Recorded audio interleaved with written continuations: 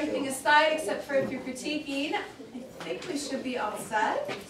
All right, whenever you feel ready then. You are walking down the street, collecting some water to cook with, and all of a sudden you are grabbed by the arm into the alley. You look up and see men of all ages ganging up on you. You scream out in terror, "Why are you doing this to me?" Their answer, "Because of who you are." As they begin to beat you, your mind races, thinking of what you may have done to make them mad. You come to a conclusion that besides being the lowest class of your society, you haven't done anything bad. You scream for help, but nobody comes to save you.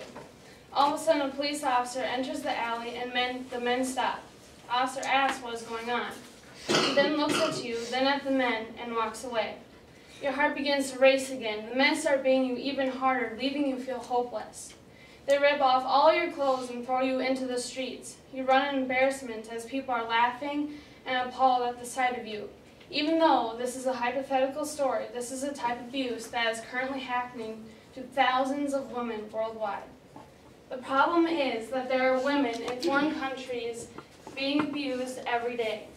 Stated from the online United Nations Department of Public Information in February 1996, violence against women is a universal problem, which continues to grow. In the common Hindu religion in India, there are daily occurrences of abuse against women. As stated in the online National Geographic News on June 2, 2003, written by Hilary Mayel, untouchables are people tainted by their birth into caste systems that deem them impure, less than human. Women in this caste system are very targeted. As stated in this article, women are frequently raped, beaten as a means of reprisal against women or against male relatives who are thought to have committed some act worthy of upper-class vengeance. A 42-year-old woman was gang raped and then burnt alive after her husband, and 2 sons had been held in captivity and tortured for 8 days. Many upper-class villagers, landlords, and even police officers frequently sexually assault the women. As found in the letter sent by Amnesty International on October 13, 2011, written by Susanna Nozzle, 1 in 3 women worldwide are beaten, caressed into sex, or otherwise abused in their lifetime.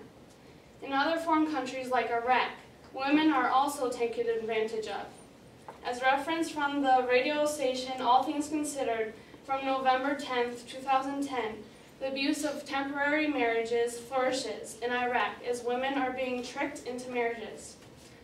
In Shiite Muslim communities, men who desire to have sexual involvement with women trick the women into marrying them. This way, the relationship is legitimate, and that it's okay to be sexual with her. According to All Things Considered, some religious figures are beginning to take advantage of poor women who ask them for help. Poor women to go to them asking for money, and men guarantee her money. He then takes her home and forces her to have sex with him, or else she does not get the money.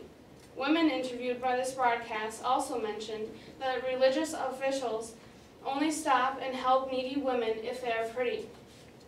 Men that know of this, or possibly follow this way of life, are in denial. They state that this abuse of women through marriage is not a problem and that it rarely occurs. A possible reason for this continuation of abuse might be because of a lack of education and knowledge. From the online Hindustan Times from November 3, 2009 by Chuhan Chetan, a young woman from Uttar states, younger women who are educated resist abuse. There are laws against abuse, but a lot of women are unaware of these and believe that they are all alone. These women lose faith when they realize that the government and their families refuse to help them. The physical or the effects of abuse on women are both physical and mental. According to Amnesty International, as more and more women are being abused in foreign countries, the more diseases and mental or emotional issues women must face. Victims also may face health problems, including the risk of getting HIV or AIDS. Many deaths have resulted from these harsh, violent acts. We must educate people on how they can help and change the way women are treated in the world. This petition will be, or all we need is to sign a petition. These petitions will be a formal piece of paper that will state that our leaders must act on this issue and that you, as a supporter, feel strongly about this and would like to see a change. All we need is 6 petitions to be signed and then send them to Amnesty. Signing these petitions will help begin change on this issue. This will work because, according to Amnesty International, certain national decision makers want their positions to be used to take steps towards eliminating violence. This issue will be around for quite some time, or has been around for quite some time, but these petitions will give the president a little nudge towards change. Amnesty International is perfect because they are a well-established company that has been formed to help fight human rights. Women's lives will be better if we sign these petitions. Their emotional state will begin to improve. They will feel more confident in who they are. They will not have to worry so much about their families being targeted or them themselves being abused. There will be a less risk for HIV and AIDS, and their bodies will be less run down and beaten.